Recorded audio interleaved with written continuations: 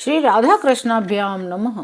भगवान श्री कृष्ण की कथाओं का आश्रय लेने वाले भक्तजनों, मैं संध्या रानी महात्मा वेद व्यास जी एवं गुरुजनों की आज्ञा से श्रीमद् भागवत महापुराण के दशम स्कंद के 57वें अध्याय को प्रारंभ करती हूँ। अध्याय 57 स्यमंतक हरण, शतधन्वा का उद्धार और अक्रूर जी को फिर से द्वार का बुलाना। श्री सुखदेव जी कहते हैं, परीक्षित, यद्यपि भगवान श्री कृष्ण को इस बात का पता था कि लाक्षागृह की आग से पांडवों का बाल भी बांका नहीं हुआ है, तथापि जब उन्होंने सुना कि कुंती और पांडव जल मरे, तब उस समय का कुल परंपरोचित व्यवहार करने के लिए वे बलराम जी के साथ हस्तिनापुर गए। भगवान श्री कृष्ण के हस्तिनापुर चले जाने से द्वारका में अक्रूर और कृतवर्मा को अवसर मिल गया। उन लोगों ने शतधन्वा से आकर कहा, तुम सत्राजित से मणि क्यों नहीं छीन लेते? सत्राजीत ने अपनी श्रेष्ठ कन्या सत्यभामा का विवाह हमसे करने का वचन दिया था। अब उसने हम लोगों का तिरस्कार करके उसे श्री कृष्ण के साथ ब्याह दिया है। अब सत्राजीत भी अपने भाई प्रसेन की तरह क्यों न यमपुरी में जाए? शतधन्वा पापी था, अब तो उसकी मृत्यु भी उसके सिर पर नाच रही थी। अक्रूर और कृतवर्मा के इस प्रकार बहकाने पर शतधन्वा उनकी बातों में आ गया। उस महादुष्ट ने लोभ व सोए हुए सत्राजीत को मार डाला। इस समय स्त्रियां अनाथ के समान रोने चिल्लाने लगी, परंतु शतधन्वा ने उनकी ओर तनिक भी ध्यान नहीं दिया। जैसे कसाई पशुओं की हत्या कर डालता है, वैसे ही वह सत्राजीत को मारकर मणि लेकर वहां से चंपत हो गया। सत्यभामा जी को यह देखकर कि मेरे पिता मार डाले गए हैं, बड़ा शोक हुआ। वह हाय पिताजी करके विलाप करने लगी। इसके बाद उन्होंने अपने पिता के शव को तेल के कढ़ाई में रखवा दिया और आप हस्तिनापुर को गई। उन्होंने बड़े दुख से भगवान श्री कृष्ण को अपने पिता की हत्या का वृतांत सुनाया। यद्यपि श्री कृष्ण पहले से ही सब जानते थे, जब शतधन्वा को मालूम हुआ भगवान श्री कृष्ण मुझे मारने का उद्योग कर रहे हैं, तब वो बहुत डर गया। अपने प्राण बचाने के लिए उसने कृतवर्मा से सहायता मांगी। कृतवर्मा ने कहा, भगवान श्री कृष्ण और बलराम जी सर्वशक्तिमान ईश्वर हैं, मैं उनका सामना नहीं कर सकता। तुम जानते हो, कंस उन्हीं से द्वेष करने के कारण राज्य लक्ष्मी को खो बैठा अपने अनुयायियों के साथ मारा गया। जब कृतवर्मा ने उसे इस प्रकार टका सा जवाब दे दिया, तब शतधन्वा ने सहायता के लिए अक्रूर जी से प्रार्थना की, भाई ऐसा कौन है जो सर्वशक्तिमान भगवान का बल पुरुष जानकर भी उनसे वैर विरोध ठाने? जो भगवान खेल खेल में ही विश्व की रचना, रक्षा और संहार करते हैं, वो जो कब क्या करना चाहते हैं, इस बात को माया से मोहित ब्रह्मा आदि विश्व विधाता भी नहीं समझ पाते। उनके कर्म अद्भुत हैं, वे अनंत अनादि एक रस और आत्म स्वरूप हैं। मैं उन्हें नमस्कार करता हूँ। जब इस प्रकार अक्रूर जी ने भी उसे कोरा सा जवाब दे दिया, तब शतधन्वा ने स्यमंतक मणि उन्हीं के पास रख दी। आप 400 कोस लगातार चलने वाले घोड़े पर सवार होकर वहां से बड़ी फुर्ती से भाग गया। भगवान श्री कृष्ण और बलराम दोनों भाई अपने उस रथ पर सवार हुए जिस पर गरुड़ चिन्ह से चिन्हित ध्वजा फहरा रही थी और बड़े वेग वाले घोड़े जुते हुए थे। अब उन्होंने अपने ससुर सत्राजीत को मारने वाले शतधन्वा का पीछा किया। मिथिलापुरी के निकट एक उपवन में शतधन्वा का घोड़ा गिर पड़ा, तो वो उसे छोड़कर पैदल ही भागा। भगवान श्री कृष्ण भी क्रोध करके उसके पीछे दौड़े।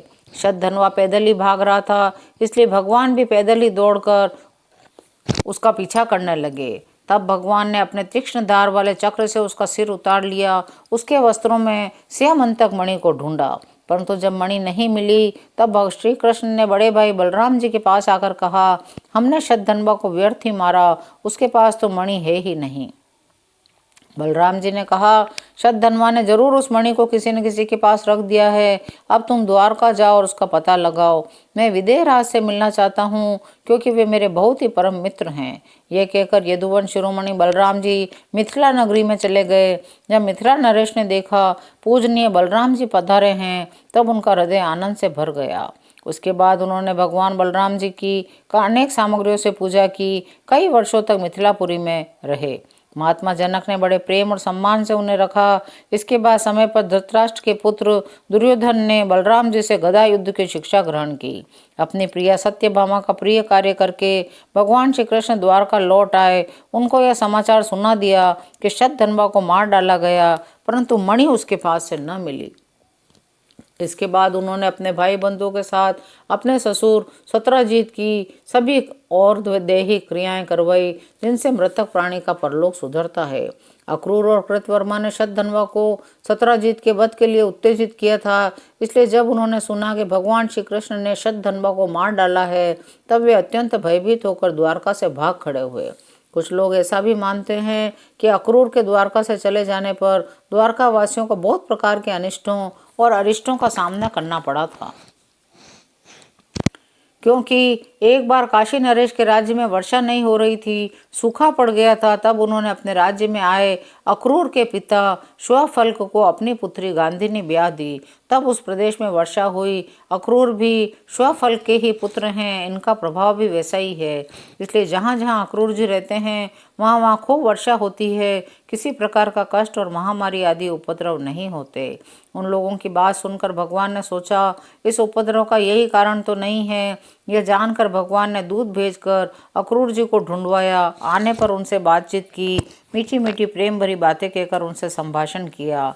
भगवान सबके चित्त का एक एक संकल्प देखते रहते हैं, इसलिए उन्होंने मुस्कुराते हुए अक्रूर से कहा, चाचा जी, आप दान धर्म के पालक हैं। हमें यह बात पहले से ही मालूम है कि शतधन्वा आपके पास वह स्यमंतक मणि छोड़ गया है, जो बड़ी ही प्रकाशवान और धन देने वाली है।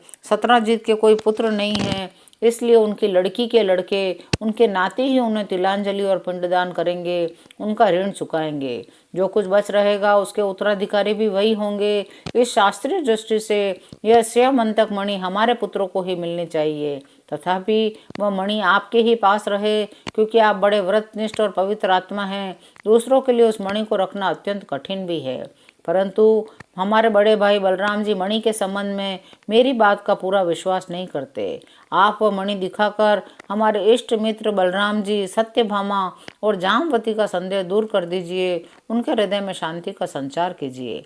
हमें पता है उसी मणि के प्रताप से आजकल आप लगातार ही ऐसे यज्ञ करते रहते हैं जिनमें सोने की वेदियां बनती है। जब भगवान श्री कृष्ण ने इस प्रकार सांत्वना देकर अक्रूर जी को बहुत समझाया बुझाया, तब अक्रूर जी ने वस्त्र में लपेटी हुई सूर्य के समान प्रकाशमणि व मणि निकाली और भगवान श्री कृष्ण को दे दी। भगवान श्री कृष्ण ने वह मणि अपने जाति भाइयों को दिखाकर अपना कलंक दूर किया। उसे अपने पास रखने में समर्थ होने पर भी पुनः अक्रूर जी को लौटा दिया। सर्वशक्तिमान सर्वव्यापक भगवान श्री कृष्ण के पराक्रमों से परिपूर्ण यह आख्यान समस्त पापों, अपराधों और कलंकों का मार्जन करने वाला तथा परम मंगलमय है। जो इसे पढ़ता, सुनता अथवा स्मरण करता है, वह सब प्रकार की अपकीर्ति और पापों से छूटकर शांति का अनुभव करता है। 57वां अध्याय यहीं विराम लेता है। शेष अगले अंकों में। जय श्री कृष्ण।